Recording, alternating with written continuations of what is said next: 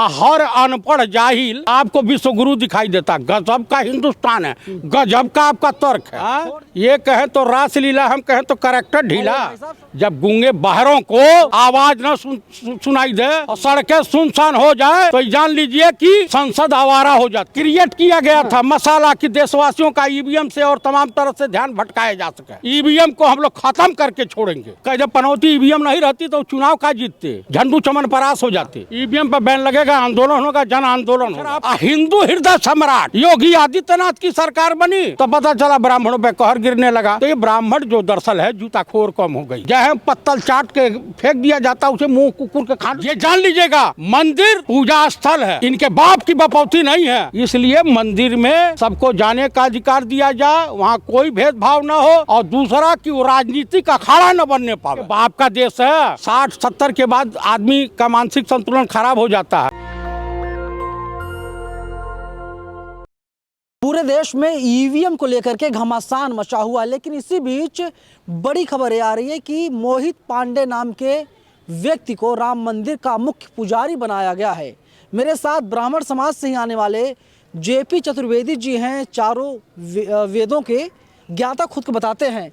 पंडित जी को पुजारी बना दिया गया है। जिन्होंने चंदा दिया था उनके हाथ में घंटा आया है, तो वो घंटे बजाएंगे, लेकिन उनका कुछ वीडियो वायरल हो रहा है मार्केट में, पता नहीं फर्जी है सही है। फर्जी वीडियो हो? अच्छा फर्जी है। हाँ। मैंने आपने चेक कर लिया। हाँ। फर्जी वीडियो बनाने की फैक्ट्री तो मध्य प्रदेश में है। हमको लग रहा है मध्य प्रदेश से ताल्लुक रखते हैं क्या। तो मेरे कहने का अभिप्राय ये है कि ये मोहित पांडे हों या मोहन भागवत हों या इस तरह के जितने भी अंधभक्त हों, भक्त हों, पहला काम तो ये होना चाहिए कि आरएसएस को या बीजेपी को किसी भी मंदिर में मीटिंग करने नहीं दी जाएगी। ये जान लीजिएगा मंदिर पूजा स्थल है, इनके बाप की बपौती नहीं है। राम मंदिर में पूरे हिंदुस्तान के लोगों ने, चाहे मुस्लिम हो या गैर मुस्लिम हो या हिंदू हो, सभी लोगों ने चंदा दिया है। ये आरएसएस के बाप की बपौती नहीं है। कोई पुजारी किसी को बना दो आरएसएस की पृष्ठभूमि से तो हम इसको बर्दाश्त करने वाले नहीं हैं। चारों वेदों के ज्ञाता खुद को बताते हो, आपको पूछा नहीं गया? अरे हम जाने से इनकार कर देते हैं। राम डुप्लीकेट ब्राह्मण हैं। अरे सुनो, डुप्लीकेट लाइसेंस देने वाले आप कौन होते हैं? आप कौन होते हैं? क्या आपको बीजेपी सैलरी देती है या अंजना कश्यप के तरह से कोई ऐड देती है? ये तो शंभू भाई का चैनल, उस पर तो मिलता भी नहीं है। तो मेरे कहने का अभिप्राय ये है, अभी देखे पार्लियामेंट में, अरे पार्लियामेंट पर आएंगे हम, आप बातचीत करेंगे। 6 लोग गिरफ्तार किए गए हैं, यूएपीए लगाया जा रहा है उनके ऊपर। लेकिन सवाल ये है कि जिन ओबीसी बहुजनों ने, एससी एसटी ओबीसी अल्पसंख्यक तमाम मुसलमानों को जानता हूं, जिन लोगों ने चंदा दिया था राम मंदिर बनवाने के लिए, लेकिन उनके हाथ में क्या है, उनको क्या मिला? उनके समाज के व्यक्ति को पुजारी तक नहीं बनाया गया। ये पंडित अब ब्राह्मण से नहीं चलेगा, इनका ठेका नहीं है। ये भी विद्वान है, ये भी पढ़े लिखे लोग हैं। तो अगर लोकतंत्र को बचाना है तो दलितों को भी उतने भागीदारी देनी पड़ेगी और ओबीसी वालों को उतने भागीदारी देनी पड़ेगी। मंदिर को बचाना है तो सभी पुजारियों को, जो पंडित उनको पुजारी बनाना पड़ेगा। बिल्कुल नहीं बनाना चाहिए। जो राजस्थान में सरकार बनने की हुई तो एक क्षत्रिय समाज के करणी सेना के राष्ट्रीय अध्यक्ष का वध हो गया। जब बीजेपी में सत्ता में आती है तो इस देश में अपर कास्ट के लोगों का वध शुरू हो जाता है। यूपी में योगी आदित्यनाथ मुख्यमंत्री बने तो कमलेश तिवारी की हत्या हो गई जी। कहे कि मुस्लिम, अखिलेश जी की सरकार थी तो सुरक्षित थे। हिंदू हृदय सम्राट योगी आदित्यनाथ की सरकार बनी तो पता चला ब्राह्मणों पे कहर गिरने लगा। तो ये ब्राह्मण जो दरअसल है जूताखोर कम हो गई है। जहाँ पत्तल चाट के फेंक दिया जाता उसे मुंह कुकुर के खा अपना मारना शुरू करते हैं। अरे मंदिर के पुजारी, देखो मंदिर जो है पवित्र स्थल है, पूजा स्थल है। वहाँ दलित भी जाए, ओबीसी वाला भी जाए, वो भी पुजारी रहे, वो भी पुजारी रहे। भाई ईश्वर ये बताए, सूरज अपनी रोशनी देता है तो भेदभाव करता है। वरुण देव हवा देते हैं, ऑक्सीजन प्रदान करते हैं तो कोई भेदभाव करते हैं? या मान लीजिए कि गंगा के नदी में वो कहावत है ना, आबे जमजम भी पानी है, गंगा का भी जल पानी है। तो मेरे कहने का अभिप्राय है गंगा की नदी में कोई स्नान करे, पशु पक्षी कोई भी रहे, तो गंगा जी खदेड़ थोड़े देती हैं। इसलिए मंदिर में सबको जाने का अधिकार दिया जाए, वहाँ कोई भेदभाव ना हो, और दूसरा कि वो राजनीतिक अखाड़ा न बनने पावे, ये ध्यान देने वाली बात है। पता चला ही लोग आडवाणी जी ऐसा आग लगा दिए कि आप तो कौन सा मंडल है वो, कौन से मंडल में आडवाणी जी झटकाए हैं। अब राजनाथ सिंह की बारी है, नितिन गडकरी की बारी है, उसके बाद योगी आदित्यनाथ से भी इस्तीफा मांगा जा रहा है, उनको भी दूध के मक्खी की तरह से अफवाह फैला रहे हैं आप। योगी आदित्यनाथ जी उत्तर प्रदेश के मुख्यमंत्री है और वही रहेंगे, बेहतर शासन चला रहे हैं। अच्छा, बेहतर शासन चला रहे हैं। बिल्कुल। एक अधिकारी के बेटी को लखनऊ में गुंडे रात भर घुमा करके बलात्कार करते रहे और उठा के फेंक के चले गए, यही तो है। एक थाने में एक महिला को एक दरोगा गालियां दे रहा, वीडियो वायरल हो रहा। सस्पेंड तो किया गया, उसे कार्रवाई तो की जा रही है। सस्पेंड से काम चलेगा? अरे उसके ऊपर मुकदमा करके जेल भेजा जाए। क्यों अपने एमपी को बता रहे हैं? कानून से होगा, आपके कहने से नहीं होगा। ये बताइए, आपने लोकसभा स्पीकर से कभी पूछा कि क्या उनका रिश्तेदार लगता है वो प्रताप सिन्हा, जो विजिटर पास इशू कराया था, आतंकवादियों को अंदर प्रवेश करवा दिया? अगर इन केस बम वम लेके चले गए होते तो क्या होता? तमाम सांसद मारे जाते। उनके ऊपर क्या कार्रवाई हुई? उसके ऊपर देशद्रोह क्यों नहीं लगता? दिल्ली पुलिस पूछताछ करेगी। किससे किससे? बीजेपी सांसद से। कुछ नहीं उखाड़ पाएगी। कल पुलिस कमिश्नर सस्पेंड कर दिए जाएंगे। बात कर रहे हैं दिल्ली पुलिस पूछताछ, किस इंस्पेक्टर की हैसियत है? एसीपी या डीसीपी की हैसियत है? भाजपा के सांसद से पूछा।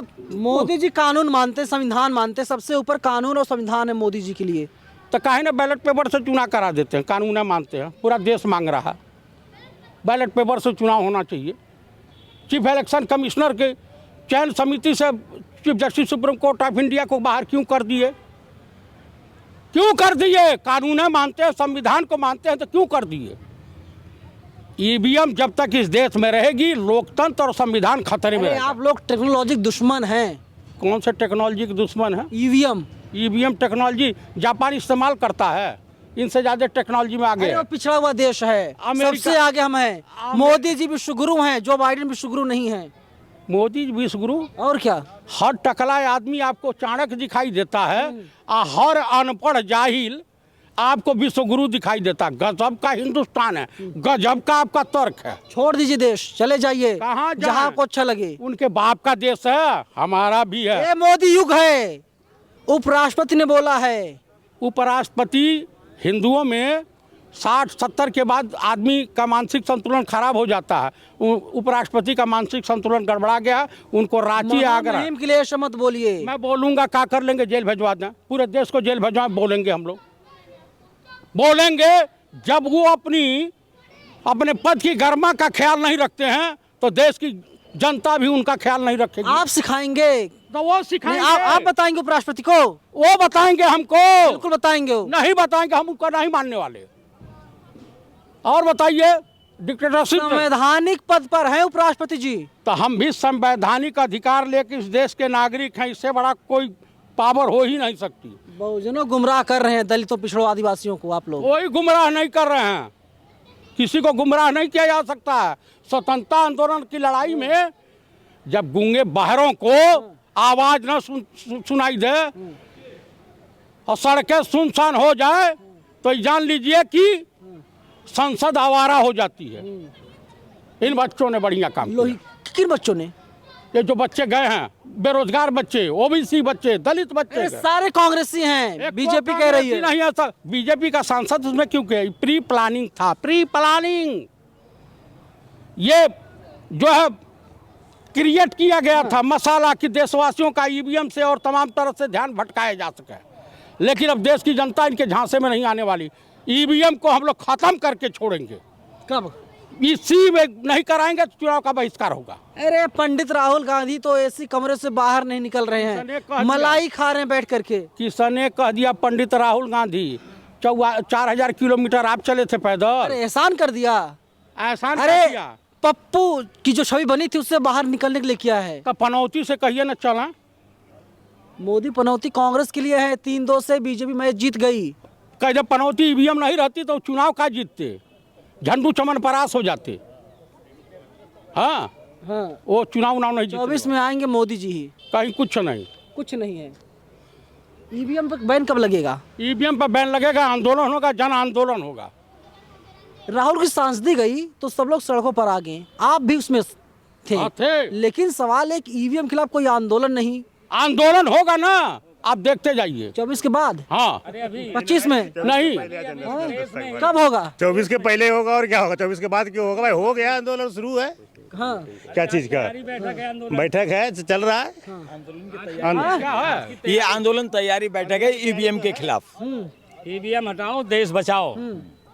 ईवीएम हटाओ, लोकतंत्र बचाओ, संविधान बचाओ, देश बचाओ। ईवीएम तो जो है कि टेक्नोलॉजी है ना, एक है भारत में बनाई गई ईवीएम। नहीं, भारत में है, जापान की है, विदेशी। जहाँ बनाई गई है वहाँ इलेक्शन नहीं होते ईवीएम से। जापान में नहीं होते, चाइना में नहीं होते। अरे वो लोग बहुत पीछे हैं, हमारा देश बहुत आगे है। मोदी जी तभी विश्व नेता हैं। विश्व नेता नहीं है वो। हाँ, तो क्या है? वो क्या है वो तो है मदारी। क्या है? राजा बाबू, पनौती, नासपीटा, मनहूस। प्रधानमंत्री हैं, ऐसे मत बोलिए, सम्मान कीजिए। अच्छा ये बताइए, फिजिशियन बछड़ा, 50 लाख की गर्लफ्रेंड, ये कहें तो रासलीला, हम कहें तो कैरेक्टर ढीला। संस्कारी पार्टी के नेता है, उन्हें आजादी है। हाँ, ये कहें तो रासलीला, हम कहें तो कैरेक्टर ढीला। भाई साहब संस्कारी पार्टी के नेता हैं। संस्कारी नहीं। अरे देखिए, दिन भर मुसलमानों को गाली देते हैं। राम जी का मंदिर मुसलमानों से बनवाया, अभी आया कि न्यू मीडिया में आया कि नहीं? राम लल्ला का मूर्ति मुसलमानों से बनवाया। दिन भर मुसलमानों को पानी पी गाली देते हैं ये लोग। देखिए ना, ये लोग तमाम लोग हैं और ईवीएम के खिलाफ इन लोगों का गुस्सा साफ है और ईवीएम को बैन करवाने की बात ये लोग लगातार कर रहे हैं। फिलहाल पूरी बातचीत पर आप लोग हमें अपनी राय कमेंट बॉक्स में जरूर बताइएगा। कैमरा पर्सन बॉबी के साथ में नवीन कुमार नंदन, national Dastak, north Avenue, Delhi. National Dastak की आपसे गुजारिश है कि अगर इसको बचाना चाहते हैं तो नेशनल दस्तक को सब्सक्राइब करने के लिए रेड कलर के सब्सक्राइब बटन को दबाएं, फिर बेल आइकन की घंटी दबाएं। नेशनल दस्तक को बचाने के लिए बहुत जरूरी है कि हर खबर को शेयर करें, लाइक करें, कमेंट जरूर करें।